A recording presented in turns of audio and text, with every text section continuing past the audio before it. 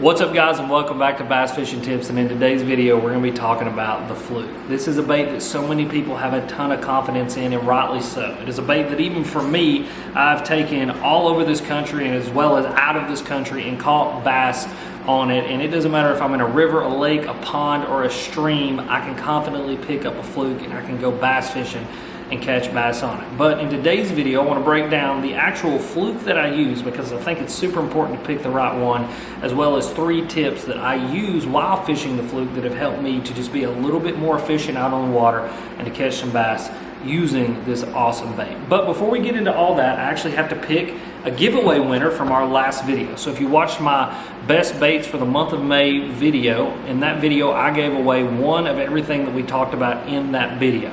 And so the winner for that video is the Trials and Tribulations 6716. It's a hell of a username, my friend. I'll make sure and pop your little comment up down below. You are the guy who ended up winning all of the things that I talked about in that video. So if you would, please email me at alexruddfishing@gmail.com. I'll need your full name and your address, and I will get your baits out to your front door as soon as I can. And I thank you guys for entering those giveaways and for commenting and for liking and for sharing and for subscribing. It's absolutely awesome. We've actually just hit 6,000 subscribers as of this video, and the channel just keeps going in an upward direction. And so that's absolutely awesome. I can't wait to see this channel not only at 7,000 subscribers, but then eventually 10,000 subscribers. It's really, really fun to watch another YouTube channel grow like this one is. And so thank you guys very much. Now, without any further ado, let's get right in this video and let's start talking about the soft jerkbait. Now, the soft jerkbait that I use is actually a Berkley powerbait jerk shad. And the reason that I use this specific bait has to do with the way that it's actually designed. So this bait is designed with a little bitty like indention on the back. It's the best way that I can put it. So, you know, when they designed this bait and they CNC'd a mold that they would actually inject the plastic into, what they did was they designed in this little pocket or this little indention on the back of the bait. And what that indention allows you to do is it allows you to, when you're using an EWG style hook or whatever style hook that you like to use, that you can actually just lay that hook into the back of that bait without even having to text pose it. Now, what's really cool is if you do want to text pose it, they also designed in these little bitty just kind of tabs of plastic within that groove. And so what that allows you to do is it allows you to lay that hook into the back of there, text post it just right into that little tab, and then you've got a perfectly weedless Fluke or soft jerk style bait. Again, the jerk shad. You got a completely weedless jerk shad, which still doesn't have to travel very far. That hook doesn't have to travel very far or through too much plastic. So that allows you to go completely weedless and get all that action and that kind of what that Fluke's designed to do without having to travel through too much plastic, and allows that hook to get good penetration into that fish. And what that also allows to do is where there isn't as much plastic inhibiting that hook, and this is what I found with this soft jerk bait in particular, is that when you do depress that bait, oftentimes it's going to start running up your line, run up the shank of that hook, and it's actually going to separate away from that hook, which does 2 things. Number one, allows you to get a better hookup on the fish when they bite, because you get complete bait and hook separation. And then number 2, you don't tear up as many jerk shads. You know, I've been sitting here like messing with this one just over and over and over again, running it up and down the line, doing the video as we're talking here, and as you guys can see, this bait isn't tore up at all. And so that little groove in the top of the Berkley jerk shad in particular is just such a small improvement upon an already existing category of baits that just makes it even better than all the competitors. I mean, obviously give credit where credit is due. The Zoom Super Fluke is what we all started with. It's what I started with.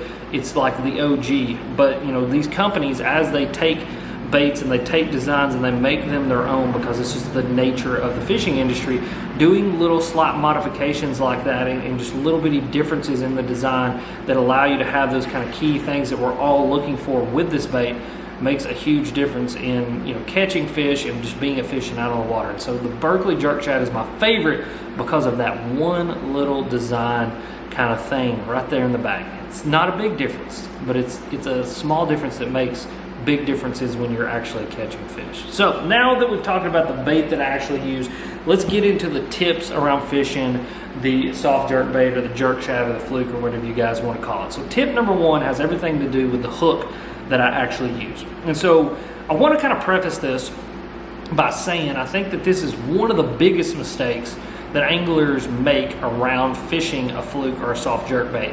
And it's the fact that they get way too big of a hook or use way too big of a hook in their flukes. A lot of times you'll see dudes that are using 4, 5, and even 6/0 EWG and like super line EWG hooks, really thick wire diameter, just really big hooks within their fluke. And what I have found is that just doesn't work for me. And oftentimes what it leads to is tearing up more baits a lot quicker, not getting as good of a hookup with those fish, and then two, it kind of slightly alters the way that I actually like to fish my bait and makes it where I can't fish it as efficiently. And so let me kind of like break that down. So number one, obviously you tear up way more baits when you're using a bigger hook. You know, if you're using a 5 or 6/0 hook, you're just burying more of that hook into that bait. It's going to tear it up a lot quicker. That's kind of a given. Now, as far as like the hookup goes, I think that when you're using, and it's actually a proven point, when you're using those way thicker diameter hooks, that hook, the smaller the diameter and the more of a needle point that it has on it, and the smaller that diameter is, the more penetration that you're going to naturally get out of that hook. It's kind of like a needle. You know, if the doctor were to walk in with a needle even as thick as this hook that I'm talking about here, it is going to hurt going in because there's just a lot more material that's going to create drag, that's going to slow down and inhibit the penetration of that needle into your skin. Whereas when they walk in with the little bitty, you know, thin diameter needles, it allows them to get a lot more penetration. It doesn't hurt as much, but we're not worried about hurting fish because fish don't have feelings, but it just allows there to be a lot more penetration, a lot more smooth penetration. And I found the same thing with hooks. And so the hook that I use is a light wire 3/0 EWG hook. This is the Fusion 19 hook by Berkley. And I really like this hook, number one, because obviously you got that EWG style, but the way that they design their EWG isn't a really hard turn on the actual shank of that hook. And so it's got just a little bit more of a belly in that hook and a little bit slider round into the bend than when you go to the point. And then obviously that lighter diameter allows for good penetration. So once that hook actually separates from that plastic, you get that hook travel, that meaning like, you know, that hook is able to move forward and actually penetrate the fish, and that piece of plastic gets away from that hook. That smaller diameter, just like in the, you know, the kind of needle analogy that I use, is going to penetrate that fish's mouth a lot easier, and thus getting a better hookup into those fish. And again, you hear so many people talking about, you know, using a bigger hook, or using this kind of hook, or using a screw lock, or using a nose hook with these soft jerk baits to make sure that you get a good hookup. And really what I think we need to do as anglers, and what I did that helped me, was to drop down in actual hook size, and it helped me to catch more fish because I was getting better penetration. And then the last thing is, and this is kind of like the first scenario where I talked about use a bigger hook, you're going to tear up more plastics. The bigger the hook, the faster your soft jerk bait is going to fall. I mean, obviously this is a weightless bait, and so the only weight that it really has on it, other than the salt that's actually in the bait, is that hook. And so when I used a bigger hook, what I noticed is, like, especially when I bumped up into that 5/0 size, is that it would create a lot more drag on the bottom of that bait. It would create just a little bit more of a nose heavy bait. And so for me, and how I like to fish a fluke, I like to keep it high in the water column. I almost like to, you know, treat it almost like as a subsurface, almost topwater-esque style bait, especially when I'm fishing rivers and creeks. There's times that we want it to sink, which is a whole different scenario. But what, you know, how I like to fish, it's higher in the column. And what I found was when I was fishing that little bit heavier hook, you would get like this nose down because there was so much more weight in the front of that bait. And when I would jerk it, it would want to jerk down, and it would kind of just jerk and roll. And that jerk and roll oftentimes led to fish that would eat that bait not getting hooked as good. Number one, because the bait is sideways in their mouth. So that hook point is already sideways, it's already out of position, and doesn't allow me to actually get that fish hooked good. And then number two, that kind of downward jerking motion, rather than that jerk up, just kind of inhibited the action, or prohibited the action that I wanted. And the reason that I want that bait to come up, and then I want it to go towards the surface more, is because from a scientific point of view, bass eat up. That's just the nature of their being. Is, you know, a bass wants to eat things coming up. It's why they eat topwaters. It's why they eat things and come up underneath things. It's their ambush mentality. And so I have found when the fish are eating things like soft jerkbaits really, really well, keeping them higher in the column and working them up and having them where they're darting up and or staying, you know, stable and kind of working right under the surface allows them to do what they want to do, which is feed up to that bait and thus eat it better. And then when it's more stable in the water, it's straighter in the water and it's working up and they're able to come up and completely engulf it, it allows me to, again, get a better hookup and put more fish into the boat, the bank, or the kayak. And so that is tip number one, a very complex tip around a very simple thing, but I think oftentimes even the simplest things like the hook that we choose can be overlooked and it can keep us from catching some fish. Now the next tip that I want to give you, tip number two, has everything to do with knocking those scissors in the floor. No, I'm just kidding. It has to do with a tip that I've talked about in another style of bait, but it's something that works with this bait just as well, and that is the little chartreuse dye tip. And so if you guys watch my video on fishing the harness swim bait or fishing the coal shad, one of the things that I do to that bait is add a little bit of chartreuse to the throat or to the nose of that bait. And what that does is it creates a target. And it's kind of wild. It's one of those things that I don't have an explanation for it other than it's just something different about the bait. But when you do add that chartreuse to the nose of that bait, how the fish go from just lashing out at it and kind of running through it to eating it with a lot more intention. And so, you know, my thought process is, and this kind of goes into the theory of fishing more than the fact of fishing, is that fish do feed up. And so when you have a jerk shad that's above a fish and the fish sees that bait and makes, you know, kind of eye contact with that bait and finally gets the visual on it, that little bit of chartreuse is just enough of something different on the mass of this all white bait that it creates a target. And so when they come up, they're going to eat it with a lot more intention because it's something that their eyes can focus in on and they can eat. And from a scientific point of view, I know a lot of times fish feed on bait fish or bluegills, and most bait fish or bluegills have little identifying markers on them, like gill dots and things like that, that those fish focus in on when they're actually attacking those things, which helps them just have a lot more accuracy when they eat. And so I think adding a little bit of chartreuse to the nose of that bait allows those fish, again, to just have a little bit more accuracy, shows them just a little something different that maybe nobody else is doing, and just gives them a target that they can absolutely crush and thus get this bait in their mouth really, really good and get a good hookup on them. Tip number two has everything to do with the rod, reel, line that I use on a soft jerkbait. And I'm a little bit different than most people because I actually throw my soft jerkbait, my fluke, on a spinning rod almost exclusively. A lot of people want to throw it on a casting rod, and I definitely get it. But you know, me, I found a lot of confidence in throwing on a spinning rod, and there's a couple reasons for that. Number one is just my ability to efficiently and effectively skip this bait under and around cover. You know, that is one of my favorite things to do with a soft jerkbait is skip it under docks, skip it under overhangs, you know, put it in places that you can't put many other baits and do it really effectively. And what I've found is just as far as efficiency on the water goes, doing it on a spinning rod, you avoid backlashes, you avoid overruns, you avoid a lot of things. And you know, it's not that the skill base isn't there, the mechanics isn't there to skip a bait. I do it all the time with a jig, I do it with a coal shad, but those baits are a lot heavier. And when it comes to things like wacky rigs or flukes, things that we fish weightless, just your overall efficiency, I have found, goes up when doing it on a spinning rod. Now there's a downside to that, and that is the fact that you are fishing on a spinning rod, which has just a little bit less power, and oftentimes when you do get them in the cover, it's going to be a little bit more of a fight. But if you're using the right line setup, I think that you can start to alleviate some of the stress when it comes to getting them out of that little bit heavier cover. And what I do is I actually run a 12-pound fluorocarbon leader to a 10-pound mainline braid. And what I've found is that 12-pound fluorocarbon is just a little bit more oomph. You know, it's just a little bit more abrasion resistant, a little bit stronger, and it allows me to confidently hook fish and get fish out of different kinds of cover.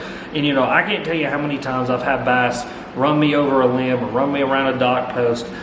When I was fishing this thing on like 8 and 10 pound tests, that I would break them off, but when I bumped up to 12, it became one of those things, as long as you just hit them, keep the pressure on them, and keep them kind of moving in that direction, eventually they work themselves out of a lot of that, just because it's natural instinct to get away and to get out of from around things when you do hook a fish, that I can confidently get fish into the boat and the kayak or wherever I happen to be fishing. And so I think that that's really important, is picking the right line. And then as for my rod, standard 7-foot medium fast action spinner rod. You know, for most of every single thing that I do with a spinning rod, out of like maybe like 1 or 2 applications, 7-foot medium fast action spinning rod is the spinning rod that I use and that I have the most confidence in to do just a little bit of everything, from fishing a wacky rig to fishing a soft jerkbait or a fluke or whatever you guys want to call it, to fishing a Ned rig and everything else in between. But for me, I have found that it's just the perfect action to not even only throw this bait and throw it effectively, to get it in the areas that I want to get it when I'm skipping, but then to fight fish and just to have a general purpose setup with me that allows me to confidently do not only the soft jerkbait but multiple things. And then the last thing is the reel. Now I'm going to get like kind of hyperly specific to some certain scenarios that I have found for myself, as well as kind of keep more general, because oftentimes I don't talk about like in particular pieces of gear. As far as like, you know, I saw like rods that I like to use, but oftentimes I'll just talk about like a rod action or a rod length. But I'm going to talk about a specific reel, brand and everything, and that is the Abu Garcia Revo Rocket spinning reel. So this is a 7 gear ratio spinning reel, and I really, really love the Revo Rocket for fishing you know, a soft-bodied fluke for a couple reasons. Number one is going to be more general, and that is the fact that I am able to throw this bait into an area, work this bait out, and keep up with my line, and then if a fish bites it, be able to hook and pick up line really, really quickly to make sure I get a fish hooked well. Because like I said, this is a 7 gear ratio spinning reel, and so this spinning reel is as fast as most of your casting reels that you see out on the market. It is really, really quick, and it's kind of amazing when you do fish with the Rocket, how kind of used to the fact that you get to having that 7 gear ratio, and then when you switch back to a normal spinning reel, how you almost miss it in some ways. But the Revo Rocket in particular allows me to pick up a line really, really quickly. And so, like I said, it allows me to get baits in and out. It allows me that when I'm jerking this bait back and doing those quick pauses, just like with